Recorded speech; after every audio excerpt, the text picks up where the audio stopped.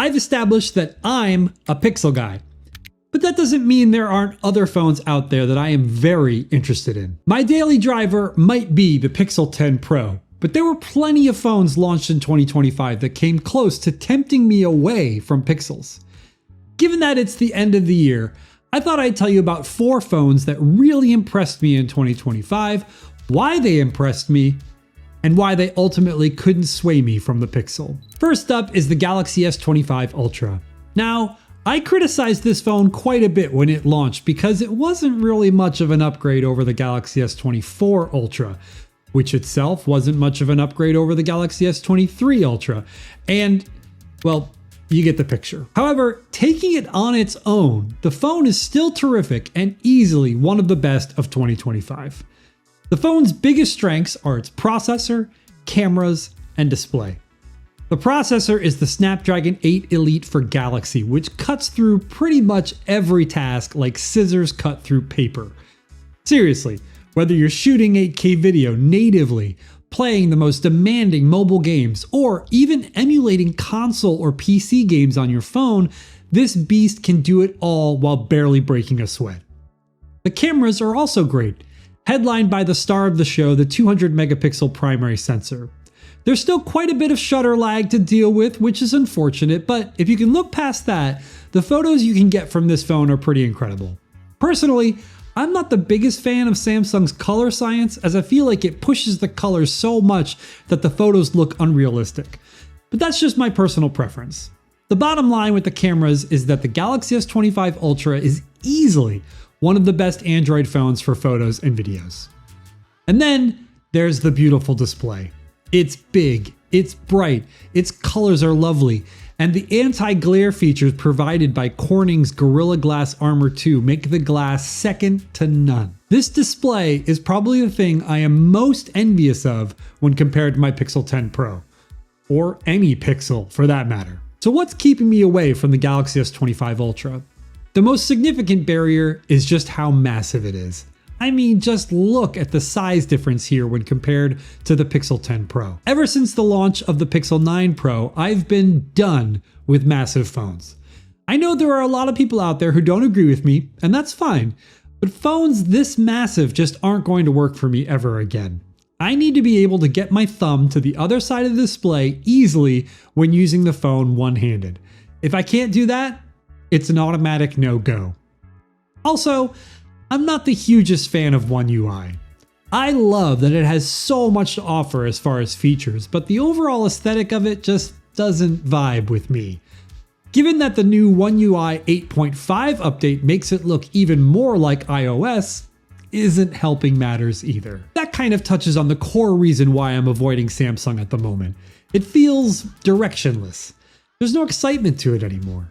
The Galaxy Z Fold 7 is the exception here due to its unbelievable hardware design, which I talk a lot more about in this video up here. But yeah, overall, Samsung just feels like it's treading water, and the Galaxy S25 Ultra is a perfect representation of that. So, what's an example of a 2025 phone with real innovation and bold thinking? That would clearly fall on the OPPO Find X9 Pro, which is easily one of the most exciting devices of the year. This one also made me think twice about my Pixel guy status. Essentially, the Find X9 Pro is everything a Pixel isn't. Google tends to iterate hardware slowly and focus more on software development and bringing cool new features to phones that genuinely make your life easier. The Find X9 Pro, though, is all the hardware elements of a phone pushed to the max. The most notable of these is the battery, which is a jaw-dropping 7,500 mAh silicon carbon cell. This is essentially an unkillable battery. You could use this phone all day and push it to its very limits and you'd still have plenty of juice left over. It also charges at a blazing fast 80 watts with a cable and up to 50 watts wirelessly, so even when you do run out of battery, you'll be back up and running in no time. It also features what could be argued as the best Android processor currently available, the MediaTek Dimensity 9500. This processor benchmarks very closely to Qualcomm's most powerful models, but does so while running much cooler. This makes the phone an absolute powerhouse for anything you want to do with it, including gaming and video editing. Speaking of video, this might be the best Android phone for capturing video, thanks to its super premium camera hardware. In fact, I honestly contemplated getting this phone just for using it as a video camera when I need one. Also, the phone notably has a 200 megapixel telephoto lens, which is not something we see often in smartphones. It even has this ridiculous accessory that allows you to make the telephoto even more powerful. I'm not going to go over everything right now, but it's safe to say that every spec of the Find X9 Pro is better than what you can get from any Pixel. Performance, battery, camera hardware, storage options, display quality, and on and on and on. So what's keeping me away from this phone that seems to have everything? Well, the biggest barrier is the fact that I live in the United States, so this phone is not for sale here. But importing phones from overseas isn't that difficult, so I could get over that. The speakers are also pretty mid on the phone, but I can easily get over that too. But the thing I couldn't get over is the Find X9 Pro's biggest weakness, which is ColorOS. Look, ColorOS isn't terrible. It's not even bad. It's just so cartoonish and so desperately trying to be iOS that I just can't handle it. I will hand it to OPPO that it's made ColorOS better than it's ever been, and who knows, maybe in a few years it'll be something I could see myself using daily. But even with all that hardware power, I'd be disappointed using the phone today because of its lame software. Not to mention all the Pixel exclusive features I'd need to leave behind by jumping ship. So that's the second time I've mentioned software. So what phone actually has software that intrigues me? Well, let's talk a bit about another phone that tempted me away from Pixels this year, and it might be one you didn't expect, the Nothing Phone 3. I know this phone was super controversial when it landed because the company hyped it up so much as a true flagship, when it definitely is not that. This mostly boiled down to the processor, which wasn't the Snapdragon 8 Elite or even the 2024 Snapdragon 8 Gen 3. It was the Snapdragon 8S Gen 4, which is a step down from the Gen 3 and not at all the processor Android fans expected. The camera hardware was also underwhelming for a phone labeled as a flagship. Basically, Nothing spent so much time hyping this phone up that it was inevitably going to be heavily scrutinized when it landed. And when it did, it just didn't at all live up to the hype. That's Nothing's own fault, plain and simple. Why did this phone tempt me then? 3 reasons: the battery, the display, and the software. Like the Find X9 Pro, the battery in the Nothing Phone 3 is silicon carbon, and it's pretty large at 5,150 milliamp hours. Granted, the Find X9 Pro and other Chinese phones have much bigger cells, but the battery life from this phone matches or exceeds the Pixel 10 Pro XLs. So yeah, battery life with the Nothing Phone 3 is great. The display is another win for Nothing. In fact, I think Nothing's display design might be my favorite across all of Android. It looks great with its ultra slim bezels and perfectly flat design. The colors are great and everything feels and looks lovely. Honestly, the display on the Nothing Phone 3 might be the most flagship thing about it. And finally, the software. I really love Nothing OS. I love that it looks nothing like iOS, for one. Nothing might be the only brand out there that isn't desperate to make its software skin an iOS clone, and they deserve a ton of respect for that. I also love that it looks very little like stock Android. It feels unique while still being easy to use and intuitive. It even brought features that now Google and Samsung are stealing, like the ability to easily resize quick settings tiles in the notification dropdown. And because I know I'll get flack if I don't mention it, I am even fine with the design of the Nothing Phone 3. I'm disappointed with the removal of the glyph lights, as I really like those, and the lack of symmetry on the back of the phone irks me, but I can get over all that easily. But what I can't get over are the weak cameras, the lower grade glass than what you get from real flagships, and the stupid Essential Key. I hate the Essential Key. I'm fine with there being an extra button on the phone, but it can't be that close to the power button. I found myself hitting the Essential Key when trying to hit the power button or vice versa. It was infuriating the entire time I was using the phone. I've said a lot already, but I haven't told you about the best phone of 2025. The one phone that most made me want to leave Pixel behind. And that's this one.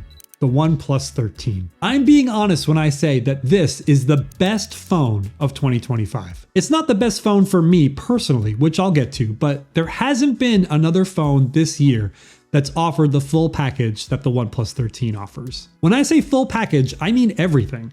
The processor in here is, in my opinion, better than the one in the OnePlus 15 since it runs at nearly the same level but without all the ridiculous overheating problems. The cameras in here are the best ones OnePlus has ever offered, and yes, they are superior to the newer OnePlus 15. The display has a 2K resolution, better than pretty much any Android phone you could buy in the United States, and once again, better than what you'll find in the OnePlus 15. The silicon carbon battery is massive in this phone, which I've mentioned a few times now. Hint, hint, Google. The battery life is incredible and the charging speeds are super fast. Even the design is great, with the faux leather back making the phone nice and grippy, even without a case. So what's holding me back from this one?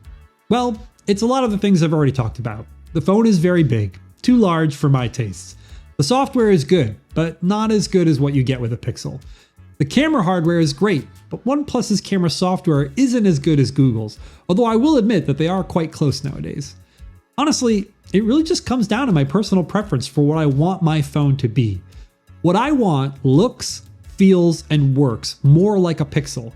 And while the OnePlus 13 is nearly flawless, it just doesn't match what the Pixel offers to me personally. Any of these four phones I've talked about are good choices in 2025. The phone I'll keep in my pocket throughout most of 2026 will be the Pixel 10 Pro, but I would strongly encourage anyone who doesn't like Pixels for whatever reason to consider one of these others. They all impressed me, and I'm super happy they exist so that Google can see what people want and hopefully deliver that with the Pixel 11 series. I want to say one more thing. This is the last major video you'll see on this channel for 2025.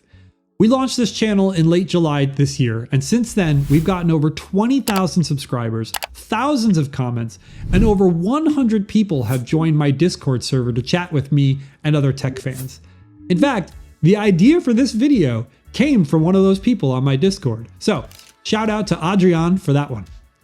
It has truly been an overwhelming experience seeing this channel receive such success and support in such a short amount of time. And I want to thank all of you for making that possible.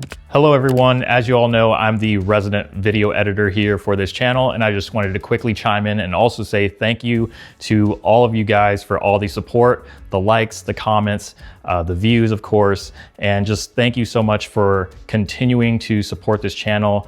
This channel has grown a lot quicker than we anticipated, but we definitely appreciate every single one of you guys, and we're definitely looking forward to what the new year brings. So thanks again, and happy holidays to each and every one of you, and we'll see you in 2026. Thanks, Lon, and thanks again to everyone watching.